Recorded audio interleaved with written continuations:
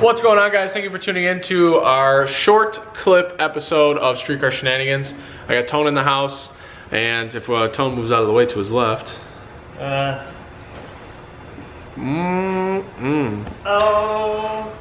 So in this short video, most importantly, and the first thing I want to bring to you guys before you click off this video, which you shouldn't, you should stay till the end. But before we venture away, I want to give you guys an update on the 351, the video that we just released a couple days ago. I got a couple messages asking us what intake we're going to use. Why didn't we show the intake? Well, it took a couple days for it to come in, a couple days longer than everything else, but it's here now, and I have unboxed it. I was going to show you guys an unboxing, but I was too anxious to get it out. So I'll show it to you now that it's installed on the engine, lowered on it, show you guys the craftsmanship. It's really nice.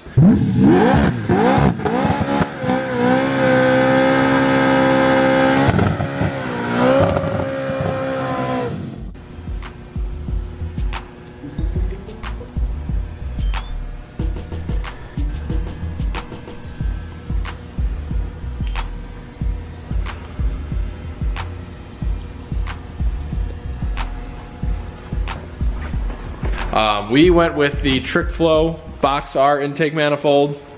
So if you don't know which one that is, that's what it is.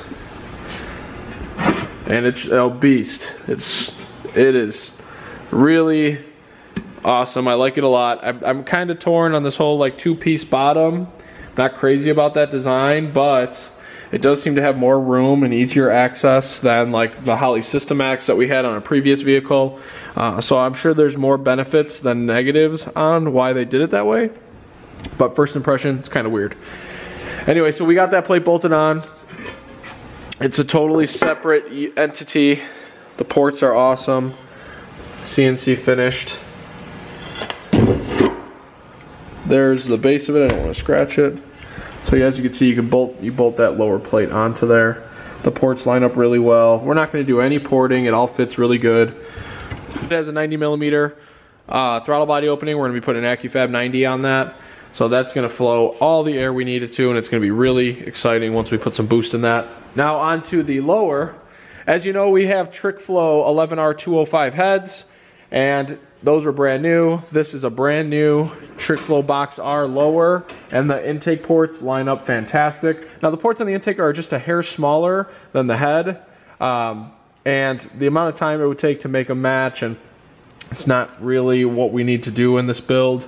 So they line up really good. I'm really happy with them, and in fact, this thing is sealed down, glued on, and ready to rock and roll. Put the top on it. She's starting to look like a real motor. Now let's show you the most exciting part.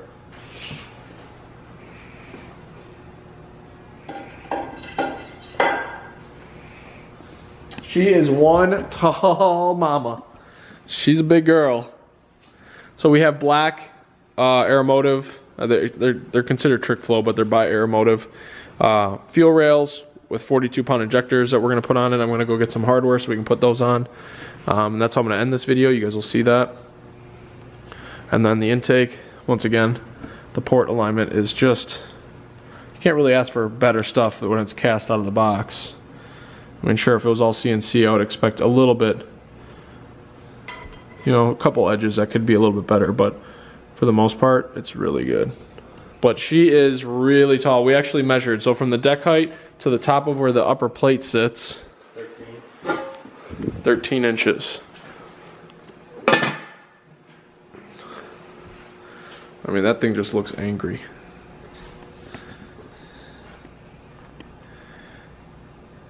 That thing screams horsepower. So anyway, from the deck height to the top of that is 13 inches.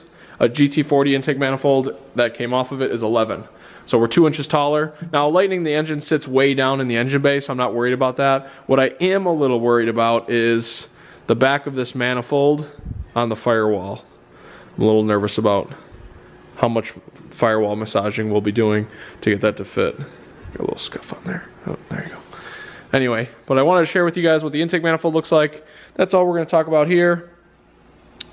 And we're going to run to the store real quick. I'm going to get the hardware to get the fuel rails and the fuel injectors on it.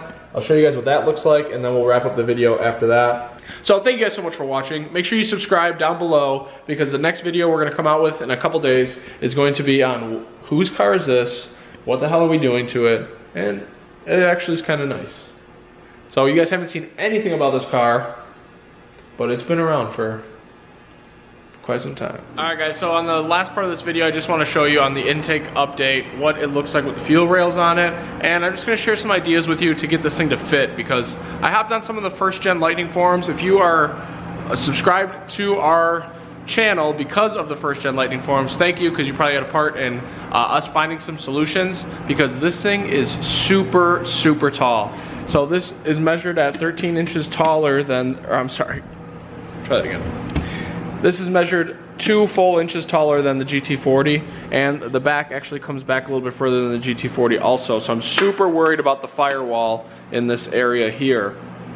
So after hopping on first gen Ford Lightnings, the common solution is hammering the firewall back, so we'll be doing that. I'm also going to take this adapter plate off and probably get at least a 1/4 inch machined off of it. Maybe even a little bit more than a 1/4 inch. Maybe we'll even go up to 3/8, but I don't want to take any of the strength out of it, you know, or more than it needs. So we're going to probably do that just to drop this down just a hair, and then take the rest out of the firewall, and that's going to take care of that. So the intake is on. We have the Trickflow, which are made by Aeromotive, fuel rails on it, with the 42-pound Ford Racing injectors that I just got. They are flow tested and checked, but they were a really good deal, so that's what's going to be in there until we decide to boost it. I started throwing some Holley sensors in it for air temp and coolant temp, and we're painting some components for it also. So those are gonna, for the accessory brackets. Now all the accessory brackets are probably gonna change, so the paint on them might not be as good as some things that we've done, but they're fresh looking and they're good, because once we switch to the Pro Charger setup, we're gonna have to relocate the power steering over to the bottom side of the engine over here, run a Renegade setup for the Pro Charger, and then get the alternator up there also. We'll see how that works. As of right now, we just want everything to look clean and presentable and fit. Most importantly, we want it to fit. So that's it for the 351 video. You guys can see it with the intake on it. It is super, super sexy. So thank you guys so much for tuning back in to get the last update on the engine. We're gonna try to get this thing slammed in this weekend. So you check back for that update early next week, where we at least get it in. We might not get the upper intake clearance against the firewall, but we're definitely gonna get it in the truck and start running some wiring harnesses, figure out where we're gonna put the computer, and really start slamming this thing together. We have all the fuel system components on the way, so there's really a ton of thrashing to be done on it. So make sure you subscribe down below so you get the update on that stuff as those videos get released. That's it on the Lightning project for now. So thank you guys so much for watching. If you haven't done so and you've made it this far, just subscribe so you can get the updates on the videos. Pretty easy. Hit the bell, you'll get a notification, and join the family of Streetcar Shenanigans. So we'll see you guys in the next video. Thank you again for watching. We'll talk to you guys next time.